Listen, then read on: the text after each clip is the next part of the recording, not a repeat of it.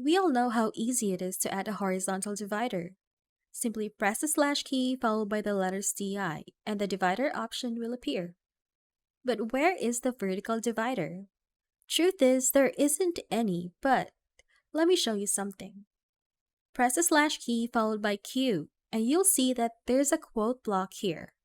And it comes with a vertical line, which we can use as our vertical divider. Press enter, then enter your text here. But the moment you press enter again, the line stops like this. It creates a new text block not included in the quote block. You can go back and instead of pressing enter, you're going to hold the shift key and hit enter. That's going to keep the next line inside the quote block. An alternative is the drag and drop method, which works for other elements too, like images.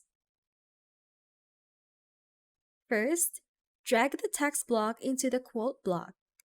You can drop it once you see that the entire quote block is highlighted. That's it.